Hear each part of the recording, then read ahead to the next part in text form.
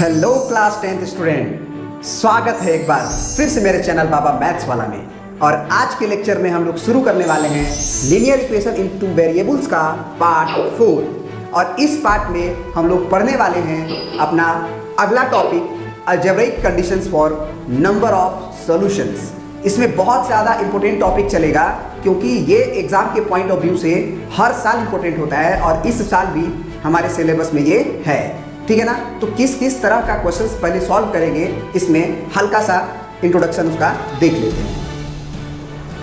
इसमें हम लोग सॉल्व करने वाले हैं इस तरह का क्वेश्चन। उसके पहले अगर आप देखें तो आपका इस तरह का क्वेश्चन, ये कि सब सीबीएसई में पूछे गए क्वेश्चंस हैं अगर आप देखेंगे तो, ठीक है ना। सारे क्वेश्चंस आपके सीबीएसई में पूछे गए हैं, बहुत सारे क्वेश्चंस हैं अभी आपके सामने। सीबीएसई 2008 में पूछा गया है, ठीक है ना। ये देखिए 18 में पूछा गया है। तो इस तरह से ये सारे इंपॉर्टेंट क्वेश्चंस हम लोग सॉल्व करने वाले हैं और सारा का सारा सॉल्व होगा हमारा आपका अलजेब्रिक कंडीशंस जो आपका शुरू में लेक्चर्स था उसके बेसिस पे, जिसका थ्योरी आपका ये पूरा है। इसी के बेसिस पे हम लोग ये चैप्टर्स कंप्लीट करने वाले हैं। तो चलिए बिना देर किए हुए हम लोग स्टार्ट करते हैं। तो चलिए अब हम लोग स्टार्ट करते हैं अपना algebraic conditions for number of solutions of linear equation in two variables. आपके सामने अगर linear equation in two variables का दो पेयर दिया रहे, मान लीजिए आपके पास 2x plus 3y is equal to 5 और 5x minus 2y is equal to 3, एक इक्वेशन दिया हुआ है पेयर ऑफ लीनियर इक्वेशन। अब इस पेयर ऑफ लीनियर इक्वेशन का हमें बिना सॉल्व किए हुए, पहले भी हम लोग ग्राफिकली मेथड ऑफ सॉल्यूशंस देखे हैं कि ग्राफ से कैसे सॉल्व किया जाता है। और भी दो मेथड है, एलिमिनेशन मेथड और सब्स्टिट्यूशन मेथड। एक और है क्रॉस मल्टीप्लिकेशन मेथड, जो हमें पढ़ना ही नहीं है अपने सिलेबस में 2022-2023 में नहीं है, लेकिन पढ़ेंगे उसको भी अगले वीडियोस में। उसका सीरीज अलग होगा जो डिलीट हो चुका है। तो इस वीडियो में हम लोग सबसे पहले देखेंगे कि क्या कंडीशंस होता है बिना सॉल्व किए हुए।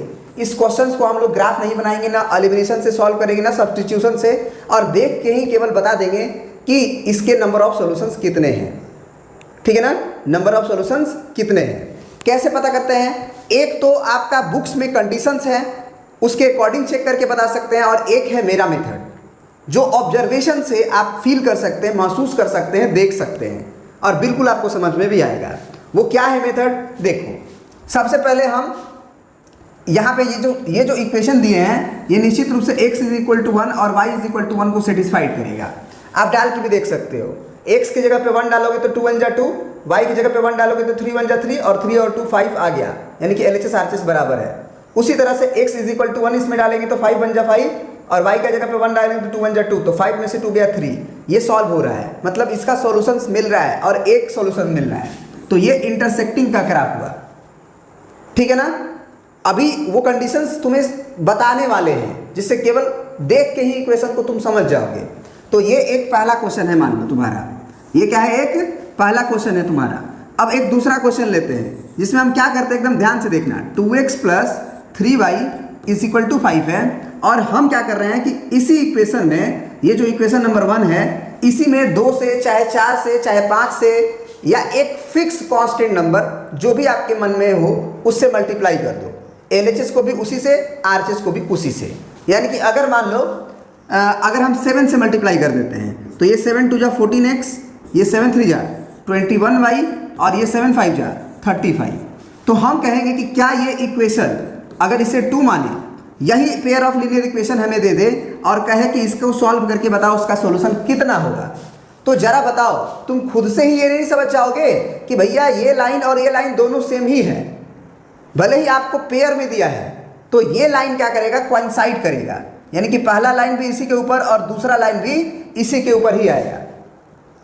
ऐसा हम क्यों बोल रहे हैं कि दोनों लाइन हूबहू सेम ही है? इसलिए बोल रहे हैं कि जब इस लाइन में हम 2 से मल्टीप्लाई करें, 7 से मल्टीप्लाई करेंगे दोनों तरफ, तो ये जनरेट हो जाएगा।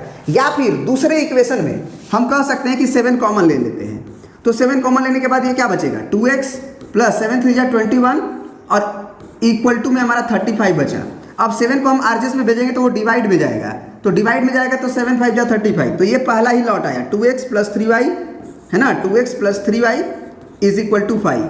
अब एक बात बताओ कि क्या दूसरा इक्वेशन ही तो पहला है? तो अगर याद रखना कोइंसाइड कब होगा, और कोइंसाइड होगा तो इनफाइनाइट नंबर ऑफ सॉल्यूशंस हमें पता चल जाएगा, है ना। अगर इक्वेशन 1 में चाहे इक्वेशन 2 में कोई खास नंबर से, फिक्स कांस्टेंट नंबर से मल्टीप्लाई करने से या डिवाइड करने से दोनों अगर सेम बन जाता हो इक्वेशन, तो उस केस में ये समझ लेना कि लाइन कोइंसाइड करता है, एक दूसरे के ऊपर ओवरलैप करता है, और उस समय infinite number of points common होता है, जिसकी वजह से नंबर ऑफ सॉल्यूशंस इनफाइनाइट हो जाता है। ठीक है ना। तो ये दूसरा केस की कहानी थी। अब एक तीसरा केस भी हमारे सामने होता है। तीसरा केस में हम मान लेते हैं हमारा पहला इक्वेशन यही है 2x + 3y = 5। अभी भी कोई फिक्स नंबर से मल्टीप्लाई करेंगे, जैसे हम 7 से ही मल्टीप्लाई करेंगे और दूसरा इक्वेशन निकालेंगे, तो 7 2 = 14x और 7 3 = 21y और 7 5 = 35। तो जो 7 5 = 35 आया, उस 35 को मत लिखना, केवल 35 के सिवाय कोई और नंबर, जैसे -35 लिख दो, 10 लिख दो, 100 लिख दो, 12 लिख दो, बस 35 मत लिखना, बस 35 मत लिखना। तो अगर मान लो हम यहाँ पे मान लो हम 10 लिख दिए, तो ये तीसरे टाइप का इक्वेशन हो गया। ये पहले टाइप का इक्वेशन था, ये दूसरे टाइप का, और ये तीसरे टाइप का। इस केस में क्या होगा कि नो सॉल्यूशन आएगा, यानी कि लाइन पैरेलल आ जाएगा, दोनों लाइन एक दूसरे के पैरेलल आ जाएगा। ये तब होगा जब कोई खास नंबर को मल्टीप्लाई करने से x का कोफिशिएंट और y का कोफिशिएंट सेम हो, लेकिन ये जो लास्ट वाला कांस्टेंट टर्म है वो अलग हो जाए। जैसे हम 7 से मल्टीप्लाई किए तो 7 2 = 14, 7 3 = 21, यहाँ तक मैच करेगा, एकदम हूबहू उतना गुना होगा, 7 जा 7 गुना होगा, 2 से 14 7 गुना होगा, 3 से ये 21 7 गुना होगा, लेकिन 5 से 7 गुना नहीं होना चाहिए। अगर ऐसा हो जाता है, जैसे 5 से 7 गुना ये 35 हो जाता है, तो उस केस में लाइन हो जाता है एक दूसरे के ऊपर कोइंसाइड, यानी कि हूबहू सेम लाइन हो जाता है। तो कितना आसान है समझना कि अगर यही नहीं, जैसे मान लो ये भी अगर मान लो इक्वेशन दिया रहे तुम्हें 2x + 3y - 5 = 0 है, और 2 से ही मल्टीप्लाई करो सब में, तो 2 दूना 4x, 2 तिया 6y। अब 2 5 10 आएगा, तो 10 को मत लिखना, 10 के सिवाय कुछ और लिख दो, 10 के सिवाय कुछ और लिख दो, 12 लिख दो। तो ये केस पैरेलल का हो गया, यानी कि इस केस में भी लाइन हमारा पैरेलल ही आएगा। और अगर उसी 2 से मल्टीप्लाई जब हम कर रहे थे, तो 2 2 = 4, 2 3 = 6 और 2 5 = 10 आ जाता, तो उस केस में लाइन हमारा कोइंसाइड कर जाता, एक दूसरे के ऊपर ओवरलैप कर लेता। बात समझ में आ गई। अब सुनो ध्यान से, तो ये केस भी समझ गया, पैरेलल वाले भी समझ में आ गया, और कोइंसाइड वाला भी समझ आ गया। इंटरसेक्टिंग वाला को कैसे पता करेंगे? तो अगर कोई खास नंबर से मल्टीप्लाई करने से x का कोफिशिएंट और y का कोफिशिएंट भी सेम नहीं आए, मतलब ये दोनों अगर फॉलो नहीं होता हो, तो वो इंटरसेक्टिंग होगा। यानी कि अगर कोई खास नंबर से मल्टीप्लाई कर देते हैं और हूबहू बिल्कुल सेम इक्वेशन आ जाता है, तब तो हमारा क्या हो जाता है, कोइंसाइड वाला कहानी हमको याद ही रहेगा। और अगर कोई खास नंबर से मल्टीप्लाई करने से x का y का कोफिशिएंट उतना गुना तो होता हो, लेकिन जो कांस्टेंट टर्म है वो अलग आ जाता हो, तो लाइन पैरेलल हो जाता है, नो सॉल्यूशंस की कहानी बन जाती है। और इन दोनों के अलावा कुछ हो तो लाइन इंटरसेक्ट करता है। मतलब कि देखो, इसमें क्या चीज़ का गुना करोगे तो 5 आएगा। तो अगर हम बोले कि अगर हमें 5 लाना है, तो सबसे पहले तो इसको 2 से डिवाइड करना होगा ताकि 2 कटे, अब 5 से मल्टीप्लाई करना होगा, यानी बेसिकली आपको दोनों तरफ 5/2 से मल्टीप्लाई करना होगा, तो यहाँ पे 5 आएगा, 2 से 2 कटेगा और 5x आएगा। तो यहाँ पे जो आएगा 5 या 15/2 आना चाहिए, तो 5 या 15/2 आना चाहिए, और वो नहीं आ रहा है, पहला ही अगर बराबर नहीं आ रहा है, तो लाइन इंटरसेक्टिंग ही होगा। बात समझ में आया? तो इससे हम लोग बहुत सारा क्वेश्चंस सॉल्व कर सकते हैं। और इसके अलावा हम लोग जो हमारे बुक में मैथमेटिकल कंडीशन दिया हुआ है उसे भी समझ सकते हैं। उसमें मैथमेटिकल कंडीशन क्या था, देखो सबसे पहले पहला कंडीशन, अगर एक और बात, बहुत इंपॉर्टेंट बात बताने जा रहे हैं, जब भी लीनियर इक्वेशन तुम्हारे सामने रहेगा तो या तो दोनों आरचेस 0 होना चाहिए या दोनों के आरचेस में कांस्टेंट रहना चाहिए। ऐसा कभी नहीं होना चाहिए कि एक में आरचेस में कांस्टेंट नंबर हो और दूसरे में आरचेस में 0 हो। जैसे मान लो कि ये हमारा कांस्टेंट नंबर था आरचेस में, और एक इक्वेशन हम 5x - 2y और एक ठो एलएचएस में ले लेते हैं -3 = 0, ऐसे। ऐसे रहेगा तो हम लोग इस मेथड को यूज नहीं करेंगे। समझ में आया? या तो दोनों का आरएचएस 0 हो, अगर नहीं है तो क्या करेंगे, तो हम बना सकते हैं। जैसे हमारे पहला इक्वेशन है, इसको हम ऐसे लिख सकते हैं 2x + 3y और 5 को हम एलएचएस में खींच लेंगे नियम के अनुसार। अगर आरएचएस में +5 है तो एलएचएस में -5, तो ये 0 हो गया, ये तो आरएचएस 0 था ही। या फिर दोनों के आरएचएस में कांस्टेंट नंबर जनरेट कर देंगे। जैसे ये तो पहला ऐसे ही रहने देंगे, 2x + 3y = 5 है और ये -3 को हम बराबर के उधर भेज देंगे, यानी कि 5x - 2y = 3 ऐसे कर देंगे। तो दोनों का आरएचएस या तो कांस्टेंट नंबर रहे या दोनों का आरएचएस 0 रहे, उसके बाद ही हम ये कंडीशंस लगाते हैं।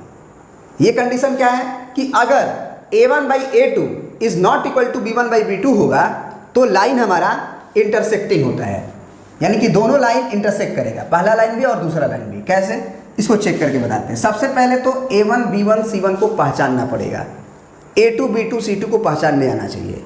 पहले इक्वेशन में जो x का कोफिशिएंट होता है वो a1, y का कोफिशिएंट b1 और कांस्टेंट टर्म c1। दूसरे इक्वेशन में जो x का कोफिशिएंट होता है a2, फिर b2, फिर c2।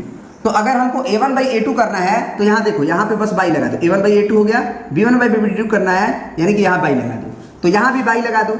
यानी कि आपको चेक करना है कि 2/5 क्या बराबर होगा 3/, यहाँ पे -2 है, y का क्वेश्चन क्या है -2 है, तो साइन के साथ लिखते हैं। तो ये तो बराबर होगा ही नहीं, ऐसे भी बराबर नहीं आ रहा है, और एक माइनस है एक प्लस है, तो ये भी बराबर नहीं होगा। तो पहला ही बराबर नहीं हुआ, यानी कि a1/a2 is not equal to b1/b2।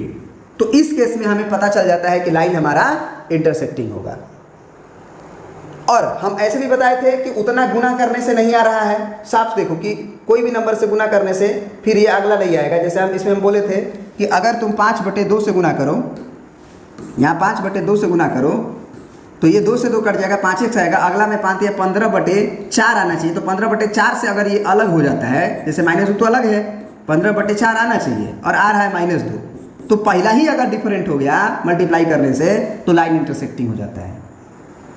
और अगर ये दोनों बराबर आ जाता है तो लाइन पैरेलल हो जाता है, और ये भी बराबर आ जाता है तो लाइन कोइंसाइड कर जाता है। ठीक है ना? आई होप कि आप ये बातें समझ गए। तो पहला कंडीशंस तुम्हारा चेक हो चुका है। अब अगला देखते हैं। अगला हमारा पैरेलल वाली कहानी की कंडीशंस को चेक करना है, जिसमें कि पहला दूसरा बराबर होगा और तीसरा बराबर नहीं होगा। फॉर एग्जाम्पल जैसे 2x हो गया + 3y = 5 हो गया, और एक इक्वेशन में हम क्या बोले थे कि कोई खास नंबर से मल्टीप्लाई करो। तो जैसे मान लो हम 3 से मल्टीप्लाई करते हैं दोनों तरफ, तो 3 दूना के 6x + 3 तिया 9y और बराबर 3 5 15। तो 15 बस मत लिखना, 15 के अलावा लिख देना कुछ भी, 16 लिख दो, -15 लिख दो, 15 बस मत लिखो, 10 लिख दो, कोई बात नहीं, लेकिन 5 या 15 नहीं लिखना। इस केस में लाइन क्या हो जाता है, पैरेलल हो जाता है, नो सॉल्यूशन आता है, माने इसका सॉल्यूशन होगा ही नहीं। अभी तुम्हें दिखाते भी हैं कैसे। तो इस केस के अंतर्गत ये कंडीशन फॉलो होगा, a1/a2 is equal to b1/b2 is not equal to c1/c2। तो एक तो हम ऑब्जर्वेशन से ही समझ गए कि भैया किसी खास नंबर से मल्टीप्लाई करने से x का कोफिशिएंट y का कोफिशिएंट उतना गुना तो हो रहा है, लेकिन कांस्टेंट टर्म उतना गुना नहीं हो रहा है। जैसे ये 3 गुना है, 2 तिया 6, ये 3 गुना है, 3 तिया 9, ये 3 गुना होने से 15 होता है, तो 15 नहीं है, तो ये पैरेलल होगा। और इससे भी चेक करते हैं। तो ये a1/a2 है और ये b1/b2 है, यानी कि 2/6 a1/a2 हो गया, अब b1/b2 3/9 और c1/c2 5/10। तो जरा देखो तो 2 एकम 2, 2 तिया 6, 3 एकम 3, 3 तिया 9, 5 एकम 5, 5 दूना 10। तो 1/3, 1/3, 1/2, ये तो बराबर नजर आ रहा है, लेकिन क्या 1/3, 1/2 बराबर होगा? नहीं ना। तो इसका मतलब पहला बराबर आया, पहला बराबर आया, दूसरा बराबर नहीं आया। यानी कि a1/a2 बराबर आया b1/b2 के, लेकिन बराबर नहीं आया c1/c2 के। तो ये लाइन पैरेलल का हो गया, नो सॉल्यूशन होगा। इसको सॉल्व करके तुम्हें दिखा भी देते हैं कि आखिर क्यों सॉल्यूशंस नहीं आता है। ठीक है ना? इसको सॉल्व करके तुम्हें दिखाते भी हैं कि क्यों नो सॉल्यूशन आता है। यहाँ पे 10 था ना, देखो सॉल्व करने का बहुत सारा मेथड है, सॉल्व करने का बहुत सारा मेथड है। इसे हम लोग सब्स्टिट्यूशन मेथड से तुम्हें सॉल्व करके बता रहे हैं। सबसे पहले क्या करो कि इसे इक्वेशन 1 मान लो, और इक्वेशन 1 से तुम x का वैल्यू निकालो। तो कैसे निकालोगे? 2x बराबर क्या लिख दोगे, 5 माइनस प्लस 3y उधर जाएगा तो माइनस 3y, तो x का वैल्यू हो जाएगा 5 माइनस 3y/2। तो इस तरह से x का वैल्यू आया। और इक्वेशन नंबर 2 में इसी x का वैल्यू को प्लग इन कर दो। तो इक्वेशन 2 क्या आएगा देखो, 6 into x plus 9 into y equal to 10 है। तो हमें x की जगह पे क्या रखना है, ये 5 माइनस 3y/2 x के नाम प्लस 9 इंटू वाई और इक्वल टू 10। तो ये 2 से कटेगा, 3 बार में 2 तिया 6। तो अब जरा देखो तो क्या हो गया, 3 5 15 हुआ और माइनस 3 तिया 9y हुआ और पहले से प्लस 9y है और बराबर के उधर 10 है। 9y से 9y खत्म होगा क्योंकि 1 माइनस 1 प्लस। अब जरा बताओ कि क्या ये पचने योग्य बात है, 15 बराबर 10 होगा? नहीं होगा ना। 15 बराबर 15 होगा या 10 बराबर 10 होगा? 15 बराबर 10 थोड़ी होता है। तो ये ऐसा अगर रिजल्ट आ रहा है तो इससे फील होता है this is not possible, this is not possible.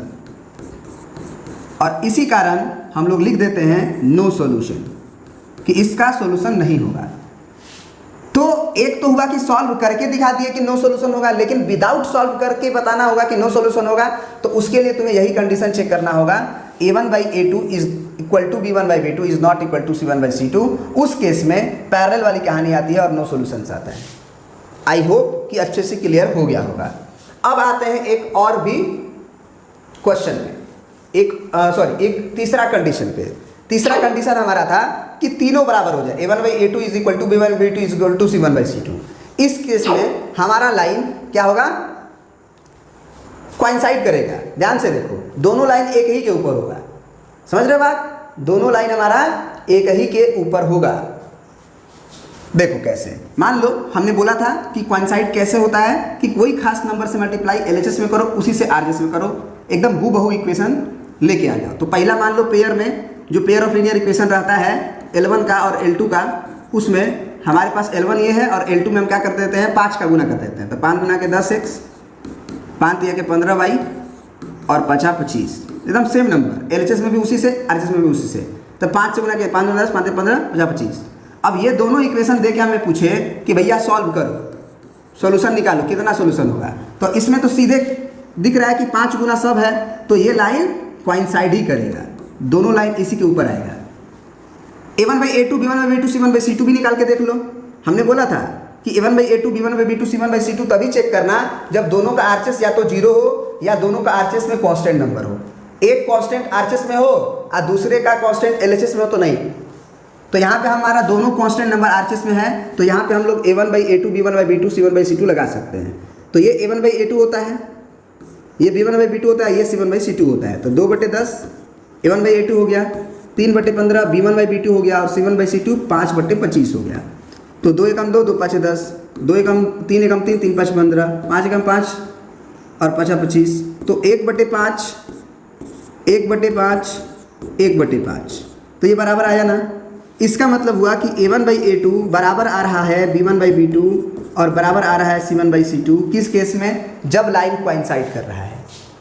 तो ये तीनों कंडीशन को याद रखोगे। पहला अगर ही बराबर नहीं आया, a1/a2 और b1/b2 ही बराबर नहीं आया, तो लाइन इंटरसेक्ट करेगा।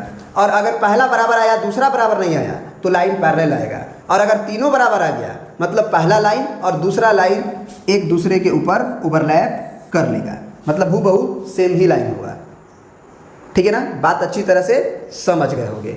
अब हम लोग कुछ क्वेश्चंस करेंगे, ठीक है ना। यहाँ पे लिखा है on comparing the ratio a1/a2 b1/b2 c1/c2 and without drawing them, माने बिना ग्राफ बनाए हुए, find out whether the line representing the following pairs of linear equations intersect at a point are parallel और कोइंसाइड। यानी कि हमें बताना है कि लाइन हमारा इंटरसेक्ट करेगा एक पॉइंट पे, या पैरेलल होगा या कोइंसाइड करेगा, माने दोनों लाइन सेम ही होगा बिना ड्रॉ किए हुए, विदाउट ड्रॉइंग देम। तो कैसे चेक करें? सबसे पहले तो या दोनों का RHS 0 कर देखना, नहीं तो दोनों का RHS में कांस्टेंट नंबर देखना। तो दोनों का RHS 0 है, तो यहाँ पे a1/a2 चेक करेंगे b1/b2। ये आपका a1 b1 c1 होता है, ये a2 b2 c2 होता है। तो ये 5/7 और इधर -4/6।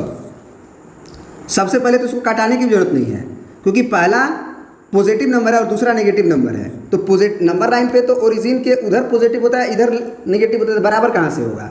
इसका मतलब हमारा पता चल गया कि a1/a2 is not equal to b1/b2। तो इसे सॉल्व करने की जरूरत नहीं है, ऐसे ही बोल देंगे कि ये लाइन इंटरसेक्टिंग होगा। तो हमसे पूछा था कि भैया लाइन इंटरसेक्ट करेगा, तो यहाँ लिख देंगे क्या? Intersect at point. इसके सोल्यूशन में लिख देंगे इंटरसेक्ट एट पॉइंट, यही हमारा सोल्यूशन है। तो ये हमारा आंसर हो गया, ठीक है ना। ये वाली कहानी हमें बताया कि लाइन इंटरसेक्ट करेगा। इसमें आते हैं, तो ये a1/a2, ये b1/b2, ये c1/c2। RHS में भी 0 है तो टेंशन लेने की जरूरत नहीं है। तो 9/18 हुआ और इधर 3/6 हुआ और इधर 12/24 हुआ। तो ये काटते हैं, 9 कम 9, 9 दूना 18, 3 कम 3, 3 दूना 6, ये तो बराबर आ रहा है। इसे भी देखो, 12 कम 12, 12 दूना 24, तो ये भी बराबर आया, 1/2 बराबर 1/2 बराबर 1/2, यानी कि तीनों ही बराबर आ गया। यानी कि ये हुआ कि a1/a2 is equal to b1/b2 और इज इक्वल टू c1/c2। तो इस केस में लाइन क्या करेगा? कोइंसाइड करेगा, ठीक है ना। तो क्या लिख देंगे इस केस में हम लोग? Coincide, lines are coincide. एकदम हूबहू सेम लाइन है। आप देख भी सकते हो कि इस लाइन में 2 से गुना करने से ही आ जाएगा। 9 दूना 18, 3 दूना 6, 12 दूना 24। तो एकदम निश्चित रूप से हम बोले ही थे कि अगर किसी खास नंबर से मल्टीप्लाई करने से दूसरा इक्वेशन आ जाए, या किसी खास नंबर से डिवाइड करने से भी अगर कोई दोनों इक्वेशन अगर मैच कर जाए तो लाइन कोइंसाइड करता है। अगर हम इसमें कहें कि तुम क्या कर लो कि 2 कॉमन ले लो, तो 2 कॉमन ले लोगे इसमें, तो क्या बनेगा? 2 अगर कॉमन लोगे तो क्या होगा? 2 9 18, 2 3 6 और 2 एकम 2, 2 9 4, 12 बराबर 0, और 2 को हम 0 को उधर भेज दें तो फिर से हमारा 9x प्लस 3y प्लस 12 बराबर 0/2 यानी कि 0। तो ये वही इक्वेशन आ जाएगा जो पहले था। तो समझ गया लाइन क्या होगा? कोइंसाइड होगा। इसके सॉल्यूशन में लिख देंगे। अब हमारा आता है अगला क्वेश्चन, ये वाला। इसमें देखते हैं, दोनों का RHS पहले 0 है तो 6/2 करेंगे और साइन के साथ लेते हैं, -3/y का क्वेश्चन -1 लिखेंगे। साइन के साथ हमेशा चेक करते हैं। और ये 10/9, तो 2 3 6, माइनस से माइनस कट गया, तो ये तो 3 है, ये है, तो ये भी 3 है, बराबर 3 ही है, और इधर कटेगा नहीं, तो ये नॉट इक्वल टू आया 10/9 के। यानी कि ये फील हो रहा है कि a1/a2 is equal to b1/b2 तो आ रहा है, लेकिन is not equal to c1/c2 है। तो इस केस में हमारा नंबर ऑफ सॉल्यूशंस कितने होंगे? एक भी नहीं, नो सॉल्यूशन होगा, क्योंकि ये पैरेलल वाली कहानी हो गई। तो क्या लिख देंगे यहाँ पे कि लाइन्स आर पैरेलल। इसके सॉल्यूशन में लास्ट में लिख देंगे लाइन्स आर पैरेलल, पैरेलल, ठीक है ना। आई होप कि तुम इस चीज़ को अच्छे से समझ गए होगे। तो ये तो एक मतलब बेसिक सा क्वेश्चन है, ठीक है ना। इसमें और भी क्वेश्चंस हैं जो कि बहुत इंपॉर्टेंट हैं, और ये सारे CBSE में पूछे गए क्वेश्चंस हैं, ठीक है ना। तो उसे करना आपको ज़रूरी है। सबसे पहले ये बोल रहा है कि so that system of equation 2x plus 5y equal to 17, 5x plus 3y equal to 14 has a unique solution and find the solution.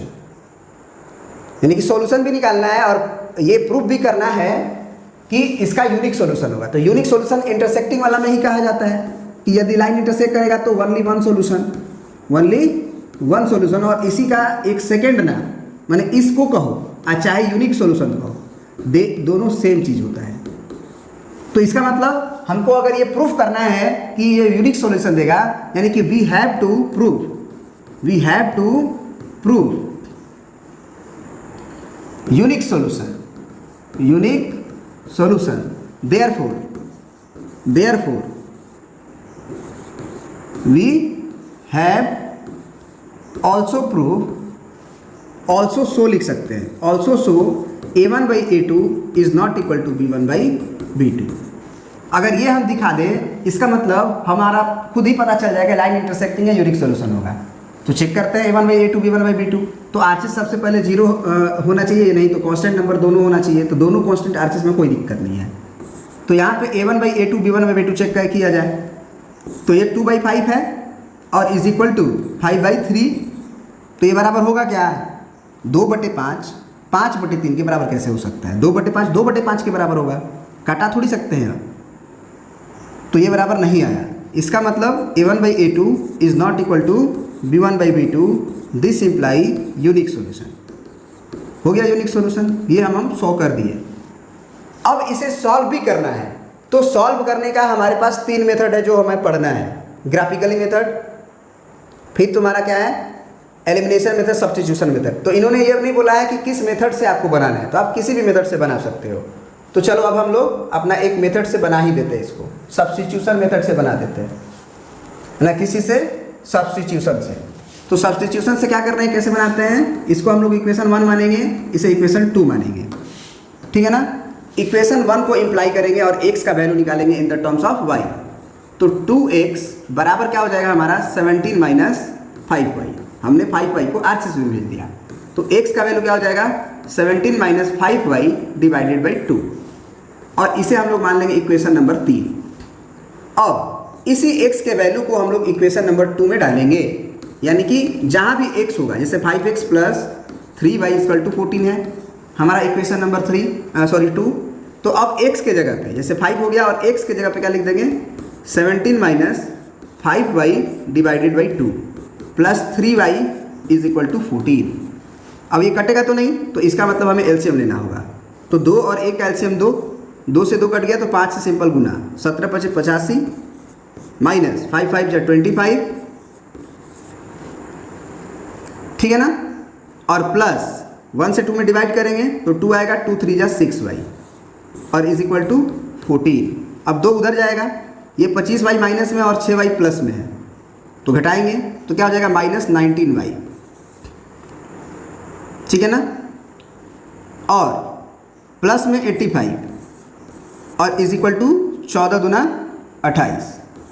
अब क्या करेंगे 90y को ही हम उधर भेज देते हैं क्योंकि वो माइनस में है, तो वो प्लस में हो जाएगा, और 85 की तरफ 28 को लाते हैं, तो 85 के तरफ ला रहे हैं किसको 28 को, यानी कि 28 का जगह चेंज हो रहा है। 19y 28 की तरफ गया और 28 85 की तरफ आ रहा है, तो 85 के साथ होगा तो वो माइनस के साथ हो जाएगा, तो माइनस 28। 85 में से 28 से सब्ट्रैक्ट करेंगे तो 15 में से 8 जाएगा 7 और ये हो जाएगा 7 में से 2 जाएगा 5, तो 57 हो गया। 19y इक्वल टू, तो y इक्वल टू क्या होगा 57 डिवाइडेड बाई 19, तो 19 3 जा 57, तो y का वैल्यू हमारा 3 आ गया। अब इस y का वैल्यू हम लोग इक्वेशन नंबर 1 में, चाहे इक्वेशन नंबर 2 में, चाहे इक्वेशन नंबर 3 में, किसी में भी पुट करेंगे तो y का जगह पे जब कांस्टेंट नंबर पड़ेगा तो x अकेला होगा तो x निकल जाएगा, और तीनों से सेम ही आएगा, अलग अलग नहीं आ सकता है, तो किसी में भी रख सकते हो। तो हम इक्वेशन 3 में रखेंगे, काहे 3 में रखेंगे, क्योंकि इसमें x बराबर डायरेक्ट कैलकुलेट करके आ जाएगा, उसमें हमको आरसीएस थोड़ा करना पड़ेगा, ठीक है ना। तो ये क्या है 17 माइनस 5 इंटू वाई और डिवाइडेड बाई 2 है, तो y की जगह हमें 3 रखना है, और ये किसके इक्वल है, ये किसके इक्वल है x इक्वल टू है, तो x इक्वल टू क्या होगा 17 माइनस 5 इंटू वाई की जगह पे हम लोग 3 रखेंगे और डिवाइडेड बाई 2, तो ये 17 माइनस 5 या 15/2, तो 17 में से 15 घटेगा 2/2 यानी कि 1, यानी कि अब हमारे पास x का वैल्यू 1 आ गया, ठीक है ना। तो आंसर ये नहीं है, आंसर जो होगा हमारा वो दोनों मिल के होता है, तो x इज इक्वल टू 1 और y इज इक्वल टू 3, ये दोनों एक साथ लिख के तब आंसर लिखेंगे और 3 लाइन नीचे खींच देंगे, अरे थोड़ा फोकस हो जाए, है ना। तो ये क्लियर हो गया। अब बढ़ जाते हैं हम लोग अपने CBSE 2019 के क्वेश्चन पे, और ये जो इस तरह का क्वेश्चन होता है ना, find the value of k for this that, ये सारा इंपॉर्टेंट होता है, ये एग्जाम्स में हमेशा आता है, तो बी केयरफुल हो करके इसके थ्योरी को और कॉन्सेप्ट को समझना, है ना, महसूस कर लोगे कि नहीं सही बात है, और जब एक बार 2 बार तुम चीज़ों को फील कर लोगे ना मैथमेटिक्स में, तो वो जीवन भर के लिए याद हो जाता है।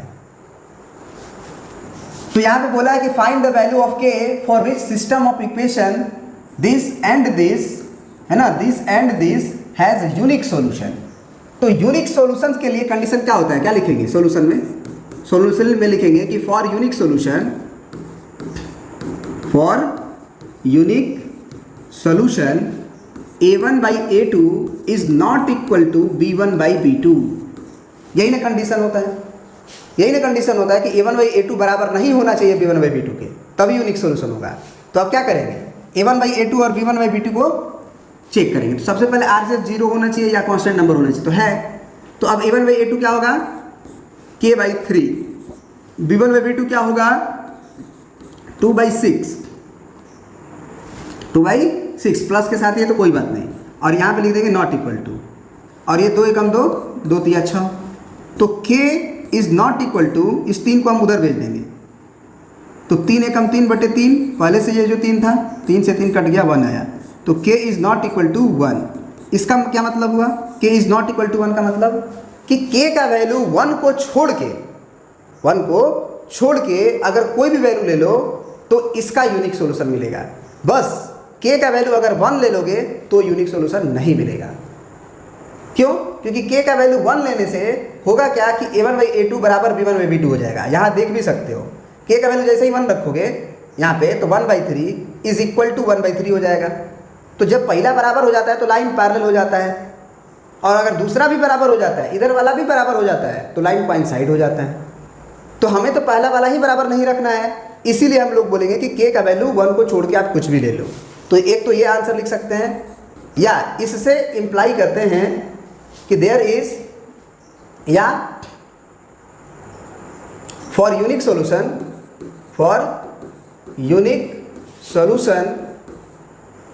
the values of k, the value of k will be except, है ना, except 1, यानी कि 1 को छोड़ के आप कोई और भी लोगे तो यूनिक सॉल्यूशन मिलेगा। तो यही तुम्हारा आंसर है, ये भी लिख सकते हो, ये भी लिख सकते हो। अब बढ़ जाते हैं हम लोग एक और क्वेश्चन पे जो CBSE 2019 में ही पूछा गया है। इसमें बोला है कि find the value of k for which the following pair of linear equation has infinitely many solutions. अब कंडीशन बदल दिया, अब इन्होंने बोला कि हमें इनफाइनाइटली मेनी सॉल्यूशन चाहिए, इनफाइनाइटली मेनी सॉल्यूशन चाहिए। तो बताओ k का वैल्यू क्या होगा? तो फिर हम लोग अपने सॉल्यूशन में कंडीशन लिखेंगे, for infinite solution, for infinite solution.